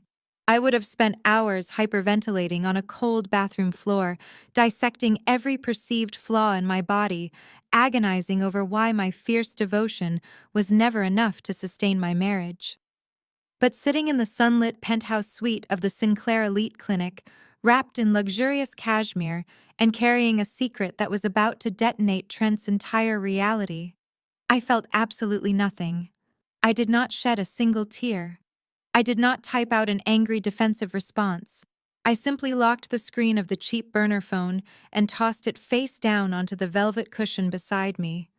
Lexi was desperate for a reaction, starved for the superficial validation that comes from kicking a woman while she is down. She could have her heavily filtered, fabricated reality. I was entirely too busy building an empire. The heavy mahogany door to the suite clicked open. Wyatt stepped inside fresh from his aggressive corporate board meeting downstairs. He had shed his suit jacket, his sleeves rolled up to the elbows, revealing the corded muscle of his forearms. He took one look at my face and crossed the room in 3 massive strides, his sharp eyes scanning my expression for any sign of lingering distress. Before he could demand to know what was wrong, the door swung open again. Dr. Gallagher walked in holding a sleek digital medical tablet. His usual clinical composure was entirely replaced by a beaming, uncharacteristically wide smile. He did not bother with formal medical introductions or professional pleasantries. He simply looked at Wyatt, then directly at me, and delivered the greatest news of my entire life. Your blood serum levels are off the charts in the best possible way, Brianna. Dr. Gallagher announced, his voice ringing with absolute, undeniable triumph. The implantation was a flawless success. You are pregnant. And based on these preliminary hormone surges, you are not just having one baby. Both embryos took hold perfectly. You are carrying twins. The air left my lungs in a sudden, dizzying rush of pure, paralyzing joy. Twins. After 6 years of being maliciously told my body was a barren wasteland, after 104 agonizing injections that Trent knew were never meant to work, I was going to be a mother to 2 healthy babies. Wyatt did not speak a single word. The rugged, fearsome billionaire, who had just spent 2 hours mercilessly tearing apart a boardroom full of corporate sharks, dropped directly to his knees right in front of the sofa. He wrapped his massive arms tightly around my waist and buried his face against my stomach. I felt his broad, powerful shoulders shaking silently as he let out a ragged, overwhelmed breath. I ran my fingers through his dark hair, tears of genuine, unfiltered happiness finally spilling hot and fast down my cheeks. We did it, I whispered, my voice breaking with overwhelming emotion. We actually did it. Wyatt tilted his head up, his piercing eyes shining with fierce, unbreakable, protective devotion. We did, he promised, pressing a firm, lingering kiss to my stomach before standing up to pull me into a crushing embrace. You are going to be the most incredible mother in the world, and I swear I will burn down anyone who ever tries to make you doubt that again. Our perfect hard-won moment was suddenly shattered by a harsh, buzzing vibration. The cheap burner phone I had tossed onto the sofa was ringing relentlessly against the glass coffee table. The screen displayed an unknown blocked caller ID. My heart skipped a beat, the familiar, suffocating anxiety of my past life trying to claw its way back into my chest. Wyatt released me just enough to let me grab the device. I answered cautiously, putting the call on speaker so my husband could hear. Brianna, do not hang up. It is Dayon. The deep, urgent voice of my former brother-in-law crackled through the speaker. He sounded incredibly out of breath, the loud, rhythmic pounding of heavy construction equipment echoing in the background. He was calling from one of his commercial architectural job sites, ensuring his toxic wife and manipulative mother-in-law were nowhere nearby. Dion. I am here, I said, leaning forward intently. Are you okay? I am fine, but you are in serious danger right now. Dion rushed out, his words sharp and clipped with anxiety. You need to call the police and lock down your social security number immediately. Trent is completely spiraling out of control. Lexi has been breathing down his neck, threatening to leave him and take the baby unless he proves his devotion by buying her a massive $5 million estate in the northern suburbs. She wants it paid entirely in cash, and she wants the closing finalized by the end of the month. I frowned, exchanging a deeply confused look with Wyatt. Trent makes a substantial income, but he certainly does not have $5 million in liquid cash just sitting around. His legitimate assets are totally frozen in the ongoing divorce proceedings. That is exactly the problem, Dion said, his voice dropping to a harsh, conspiratorial whisper. He does not have the money, so he is stealing it. Trent is quietly embezzling capital directly from his own hedge fund. He is illegally siphoning cash out of his most vulnerable client portfolios to cover the mansion purchase. But to move that kind of money without triggering an immediate federal audit, he needed a commercial bridge loan to cover the liquidity gap for 30 days. The corporate banking board demanded a clean credit guarantor. A sickening, horrifying realization began to form in the pit of my stomach. Dion, what did he do? He forged your signature. Brianna. Dion confirmed, his utter disgust radiating clearly through the phone. I overheard Barbara bragging to Kendra in my own kitchen about how brilliant Trent is. He dug up old guarantor documents from the first year of your marriage, altered the execution dates, and blatantly forged your signature to bypass the mandatory credit check.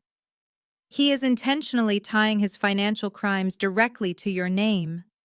If the hedge fund collapses before he can secretly replace the stolen capital, the federal authorities will come looking for you. He is setting you up to take the ultimate fall for his embezzlement. Call a ruthless lawyer and report the identity theft immediately before he signs the final closing documents on Friday. Dion hung up quickly, leaving the line dead. The silence in the penthouse suite was heavy, thick with the toxic implication of Trent's staggering, desperate criminality. He was not just trying to replace me with a younger woman. He was actively trying to frame me for federal fraud, simply to fund his mistress's lavish, entitled lifestyle. A normal person would have panicked. The old Brianna would have been hyperventilating, calling the local police precinct in a state of absolute mindless terror, desperately trying to freeze her credit and stop the fraudulent transaction. But I was not the old Brianna anymore. I was Brianna Sinclair, and I was